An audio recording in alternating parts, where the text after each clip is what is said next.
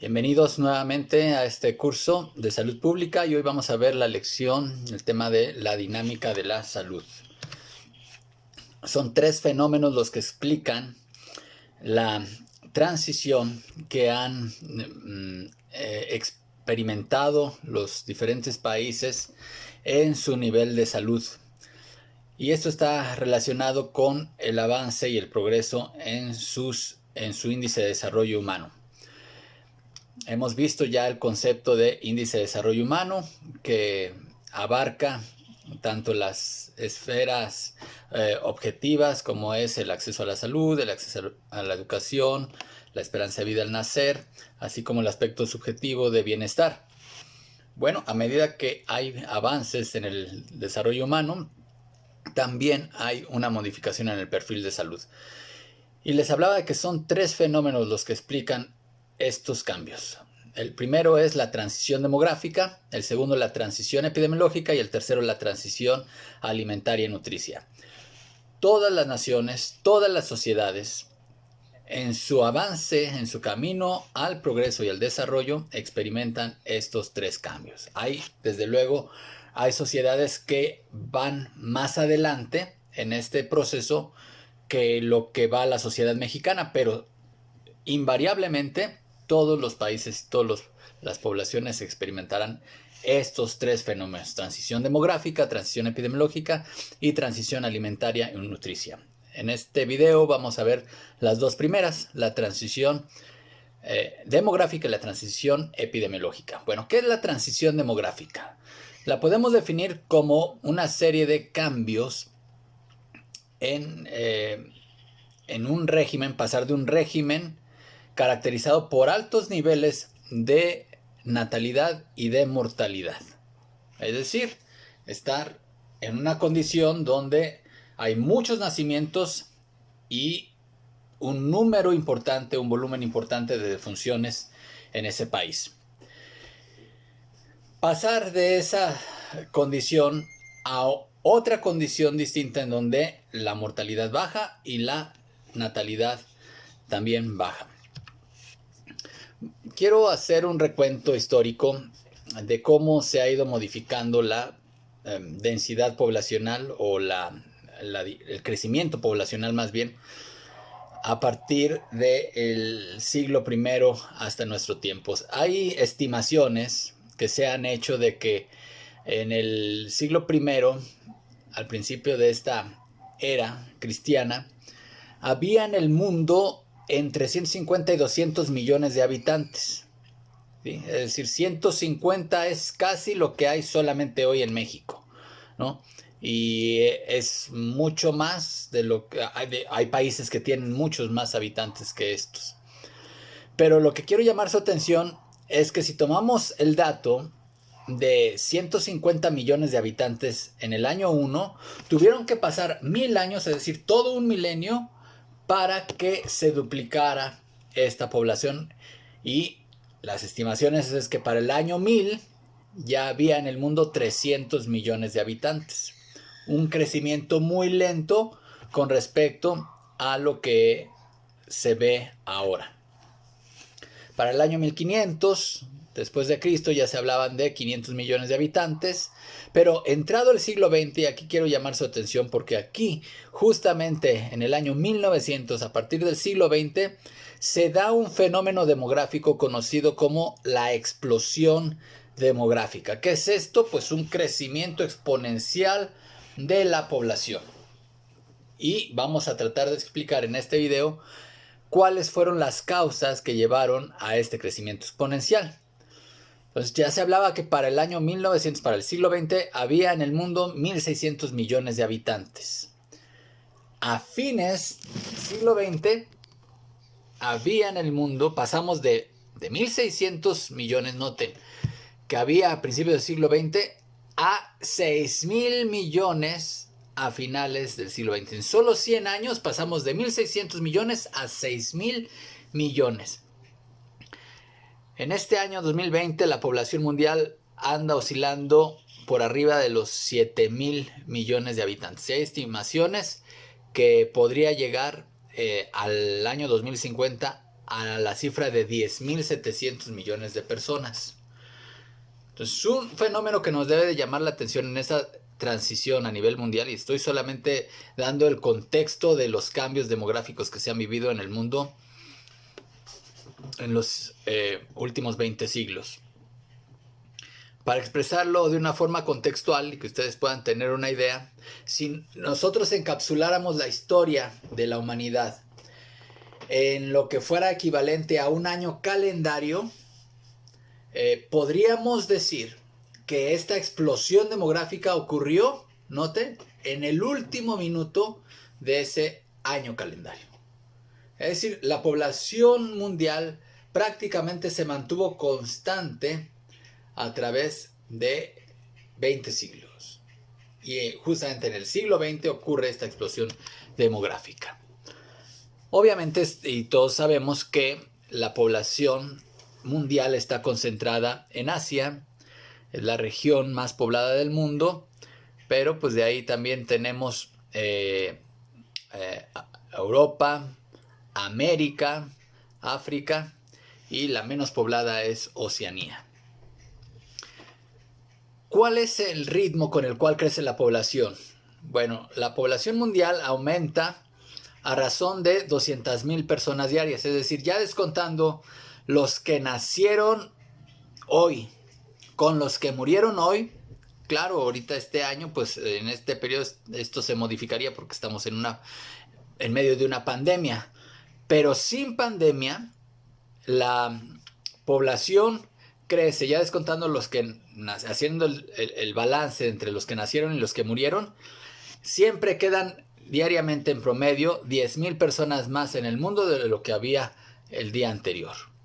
Y al año, cada año, quedan en el mundo 70 millones de personas más de lo que había el año pasado. Esto nos habla de una tasa de crecimiento anual de 1.2%. Ahora, ¿cuál es el problema? Que estos seres humanos que se agregan a la población mundial son seres humanos que van a vivir toda su vida en pobreza, carentes de acceso a la salud, carentes de acceso a la educación y carentes de tener cubiertas las necesidades básicas humanas. De 5 que se agregan a la población mundial, solamente 1 podrá tener cubiertas las necesidades básicas humanas. Entonces, el primer dato y el primer conocimiento que quiero que se lleven es que la población a nivel mundial está incrementándose. Cada vez somos más ocupando este planeta. Ahora hablemos de México. Y quiero hacer una referencia a la historia del México post-revolucionario. A ustedes les puede llamar la atención que las primeras leyes de población que hubo en México, la primera ley de población que hubo en México fue en la administración del presidente Lázaro Cárdenas. Y después hubo otra unos años más adelante. Pero las dos primeras leyes que hubo en México en materia de población eran leyes pronatales. Quiere decir que la política de Estado que se estableció respecto a la población era: tengan hijos, tengan muchos hijos. Y esto nos puede sonar raro en el contexto actual, porque dicen, bueno, pues nosotros ya crecimos con un mensaje diferente. Bueno, ¿cuál era el problema? ¿O cuál era el contexto en ese momento? México venía de una guerra. Entonces, México estaba pasando de un conflicto armado a pasar a un estado de leyes y de instituciones y de reactivar la economía. Así que estaba llegando empresas y estaban ocupando espacios y generando empleo, sobre todo en la zona menos poblada del país, es decir, la región norte. El peso estaba tomando fuerza y era una moneda fuerte en comparación del peso actual, de nuestra moneda actual. No se vivía en una sociedad de consumo como la que se vive hoy, de tal manera que había ahora mejores condiciones mejores condiciones laborales. Es decir, un trabajador, aunque fuese un obrero, tenía ahora un trabajo que le podría tenerlo asegurado pues, durante toda su vida, porque ahora estaba bajo la cubierta de un sindicato. Empezaban a surgir ya los sindicatos, empezaban también a surgir las instituciones de salud, y entonces había mejores condiciones de vida y la gente gastaba menos, de tal manera que lo que ganaban cubría las necesidades básicas y más de una familia no pequeña, sino de una familia numerosa. Si ustedes les preguntan a sus bisabuelos, oye, o a sus abuelos, si todavía viven, oye, abuelito, abuelita, oye, tus papás, ¿cuántos hijos tuvieron? Por ejemplo, en el caso de mi abuela, pues tuvo 7 hijos y era un número muy moderado, ¿no? Porque había en esa época todos aquellos que fueron papás entre la década de los 40 y la década de los 60, ¿cuál era el número de hijos por familia en promedio? Pues oscilaba en 7. Ustedes van a poder ver una gráfica que se llama tasa global de fecundidad, y la tasa global de fecundidad es un indicador demográfico que nos dice, o lo que señala, es cuántos nacimientos ocurren en una población por cada mujer en edad fértil que hay en esa misma población. Y en esta gráfica ustedes van a poder ver que en la década de los 60 la tasa global de fecundidad en México estaba por arriba de 7 hijos o de 7 nacimientos por mujer en edad fértil. Entonces, todas esas condiciones favorables que existían en esa época, y sobre todo las condiciones económicas, llegó el punto en que ya no era posible tener familias numerosas. Así que el Estado cambió ahora su mensaje y su política pública o política de Estado respecto a la población. Entonces, si antes se decía tengan hijos, ahora el mensaje era pocos hijos para darles mucho, o la familia pequeña vive mejor. Y entonces México empezó a instalar clínicas de planificación familiar en toda la República. Se tuvo que reformar la Constitución. El artículo 4 se le añadió una frase que dice: el hombre y la mujer son iguales ante la ley y toda persona tiene derecho a determinar el número y espaciamiento de sus hijos. Así que el programa y la política de planificación familiar que se implementó en México en la década de los 70, aquí ya estamos hablando en la década de los 70 con el sexenio de Echeverría, justamente es el parteaguas entre las políticas de población. Y a partir de ahí, este indicador llamado tasa global de fecundidad empieza a disminuir. Así que ya para la década de los 80 ya había 4 nacimientos por mujer en edad fértil en México. Para la década de los 90 ya había 3 nacimientos por mujer en edad fértil. Para el año 2000, que es más o menos cuando ustedes seguramente nacieron, ya estaba por debajo de 3 por mujer en edad fértil. Actualmente, en 2020, está por debajo de 2 nacimientos por mujer en edad fértil en México. Lo que debemos nosotros identificar muy bien en esta transición demográfica es que hubo un cambio. Hubo un cambio en el volumen de nacimientos que había antes de la transición demográfica y la que hay ahora después de la transición demográfica. ¿Qué ocurrió con la mortalidad? Porque también dijimos que hay un cambio en la mortalidad. Bueno, la mortalidad de hecho empezó a descender en México antes que la natalidad. No olviden, la década en la cual se da el cambio, la transición demográfica en cuanto al indicador de natalidad o de nacimientos fue en la década de 1970. Pero el descenso de la mortalidad ocurrió más acelerado en la década de los 40. ¿Qué ocurrió en México en esa época? Bueno, se crean las instituciones de salud. A nivel mundial hay dos grandes logros en materia de medicina. Se descubre la penicilina y se descubre el Vidasuero oral. Así que ya había un tratamiento específico para las principales causas de muerte en esa época, que eran infecciosas. Vemos que hay un descenso desde la década de los 40 en la mortalidad, el cual continúa hasta nuestros días. Es decir, cada vez en la transición demográfica, cada vez se mueren menos y cada vez nacen menos personas. Pero ¿qué sucede con este otro indicador llamado esperanza de vida al nacer? La esperanza de vida al nacer se define como el número de años que viviría una persona si los indicadores de mortalidad y natalidad observados en el año de su nacimiento permaneciesen igual durante toda la vida de esa persona. Bueno, aclarando el concepto de esperanza de vida al nacer, la esperanza de vida al nacer se ha incrementado, va hacia arriba. En los 50, la esperanza de vida al nacer de los mexicanos estaba entre los 47 y 52 años de edad.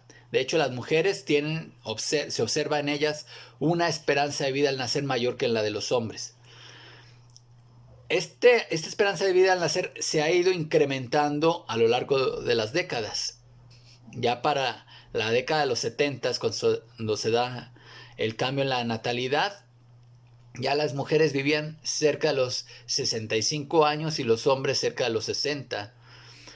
Y actualmente, en el 2020, la esperanza de vida al nacer en los hombres está en los 75 años y en las mujeres está en los 80 años. Y la tendencia es que cada vez los mexicanos vivamos más años. Entonces, vamos a ir resumiendo. En la transición demográfica ocurre un descenso en la mortalidad, un descenso en los nacimientos, pero un incremento en la esperanza de vida y un incremento en el número de habitantes en México. Uno pensaría que lo que incrementa la población son los nacimientos. Y ustedes se preguntarán, bueno, si ahora nacen menos personas, ¿por qué cada vez hay más personas ocupando este territorio llamado México? Bueno, porque las que ya nacieron, los que ya nacimos, vivimos más años. Esa es la explicación. Se ha incrementado la esperanza de vida al nacer. Pero hay otro fenómeno, el fenómeno del envejecimiento, lo que los demógrafos le llaman el envejecimiento de la población. ¿Qué es esto? Bueno, ¿cuál era antes del cambio en los nacimientos que se dan en los 70s?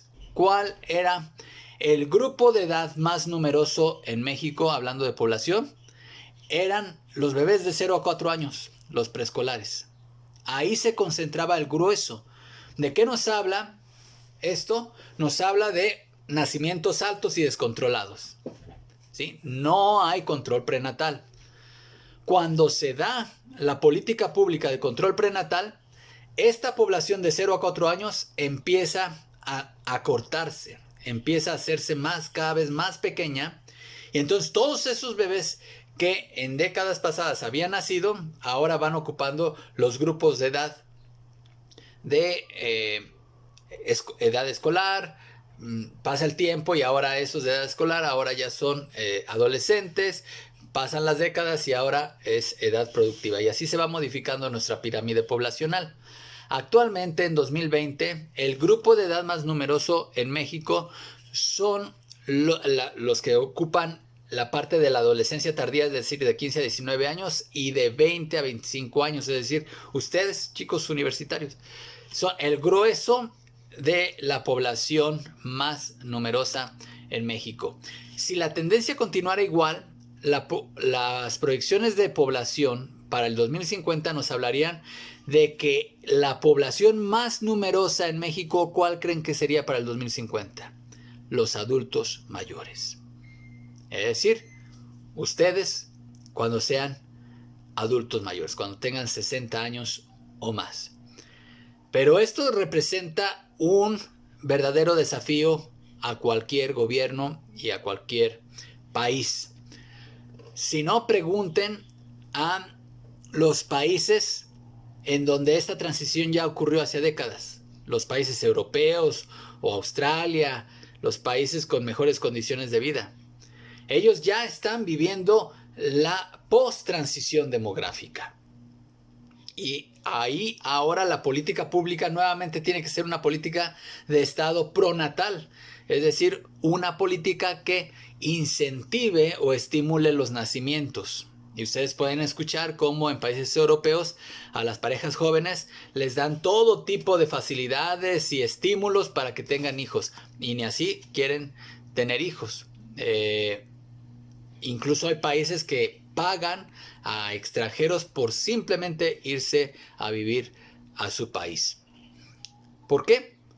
Porque tienen una población adulta mayor que tienen que atender sus necesidades, que tienen que darle calidad de vida, pero no hay una población en edad productiva que esté soportando y que está produciendo para satisfacer esas necesidades. Bien, pues esto es lo que se refiere a la transición demográfica. Ahora, ustedes se preguntarán, ¿qué implicaciones tiene en salud pública el hecho de que la población más numerosa sean los adultos mayores? Bueno, pues así como en alguna ocasión todos los recursos o la mayoría de los recursos se destinaban para atender la salud del niño, ¿sí? Porque eran el grupo de edad más numeroso en México, pues ahora se destinan a los adultos mayores, pero es mucho más caro atender las necesidades de salud de los adultos mayores porque ellos se enferman de enfermedades crónicas y los niños eran principalmente infecciosas. Entonces todo esto representa una gran carga económica para cualquier estado y para cualquier gobierno. Ahora hablemos de la transición epidemiológica. La transición epidemiológica es un concepto que acuñó Abdel Omram en 1971, él es el autor del término, y se define como un proceso de cambio gradual en las enfermedades infecciosas como causa de muerte y ser sustituidas por las enfermedades crónicas y degenerativas. Bueno, cuando Abdel Omram realizó su estudio, estaba pues la época de la Guerra Fría y todo este tiempo, y entonces estaba dividido el mundo en países de primer mundo, segundo mundo y tercer mundo. Entonces, de acuerdo al desarrollo económico según la teoría de transición epidemiológica de Abdel Omram, él definió 4 estados. Entonces, el estado 1 era menor desarrollo económico, el estado 2 un poco mejor desarrollo económico, el estado 3 un poco mejor desarrollo económico y el estado 4 el mayor desarrollo económico, hablando de países. Entonces, en el estado 1 de la transición epidemiológica, donde hay un menor desarrollo económico, y él aquí incluía a el África, zonas rurales de la India, a Sudamérica o Latinoamérica y el África subsahariana. ¿Cuáles son las causas de muerte que prevalecen en el estado 1? La mortalidad, como veíamos en el video 1, todas las causas de muerte prematura asociadas a bajos niveles de IDH. Yo les di algunos ejemplos: mortalidad infantil, muertes maternas, muertes infecciosas de todo tipo en cualquier grupo de edad, mortalidad preescolar por diarreas y por neumonías, mortalidad por desnutrición por cualquier causa, y cáncer cervicuterino, hablando de mujeres. Eso es lo que prevalece en el estado 1. Y las causas crónico-degenerativas pues, prácticamente no están aquí, no figuran como causas de mortalidad. En el estado 2 ya pueden empezar a aparecer algunas enfermedades crónicas como hipertensión o eventos vasculares cerebrales, y se logra un control de los problemas epidémicos. Y aquí se colocan algunos países del bloque comunista como China. Recordemos, esto lo escribió Omram en 1971. En el estado 3 se pueden consolidar ya incluso algunas enfermedades crónicas como diabetes e hipertensión, y empieza a mostrarse un descenso en la mortalidad materno-infantil. Y aquí ya se ponen a otras economías socialistas y se coloca también a la India urbana y al país de Chile, que Chile es un país muy importante en el análisis de la transición epidemiológica. En el estado 4, que son los países con mayor desarrollo económico, aquí ya están totalmente prevaleciendo las enfermedades crónicas, las dislipidemias, los infartos, la enfermedad coronaria, la obesidad, la diabetes y la insuficiencia cardíaca cobra una mayor importancia. Entonces, ¿de qué se morían los mexicanos en 1940? La causa número 1 eran las enfermedades infecciosas diarreicas. Segundo lugar, gripe y neumonía. Tercer lugar, el paludismo. Cuarto lugar, los accidentes. Quinto lugar, el sarampión. Sexto lugar, la bronquitis. En séptimo lugar, las enfermedades del hígado y de las vías biliares. En octavo lugar, la debilidad y vicios de conformaciones congénitas. En noveno lugar, la tuberculosis del aparato respiratorio. En décimo lugar, la disentería. En onceavo lugar, la tos ferina. En la posición número 12, la tifoidea y paratifoidea. En treceavo lugar, las muertes maternas. En el lugar 14, el cáncer. Y en el lugar número 15, la viruela. Bien, en 1970 ya aparecía en un lejano quinceavo lugar la diabetes, pero rápidamente ya para el año 2000, ya del quinceavo lugar ya ocupaba el primer lugar la diabetes mellitus. Entonces hay un cambio total. Ustedes pueden, como ya escucharon, prevalecían las enfermedades infecciosas como causa de muerte en los 40. Ahora el primer lugar se lo están peleando la diabetes y las enfermedades isquémicas del corazón.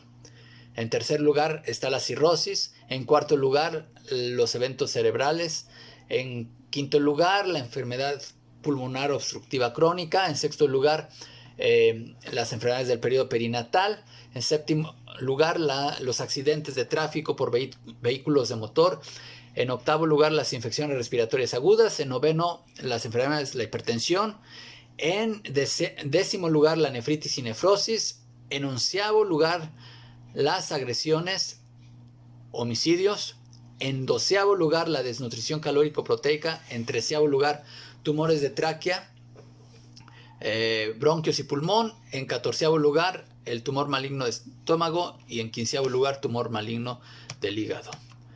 Vemos cómo esta transición demográfica no se ha presentado de una forma simultánea en todas las regiones del país. Normalmente la región norte, los estados ubicados más al norte, tienen un IDH más alto y por eso ahí prevalecen todas las enfermedades. Ahí se presentó antes la transición tanto demográfica como la epidemiológica. Ellos, incluso en algunas regiones, ya están viviendo la post-transición demográfica y la post-transición epidemiológica. Entonces, a mayor IDH, mayor prevalencia de enfermedades como infartos, diabetes, enfermedades crónicas.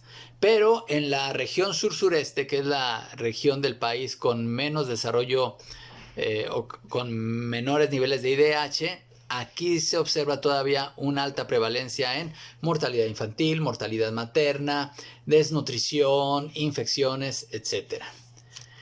Bien, con eso terminamos el video número 2, que es la dinámica de la salud.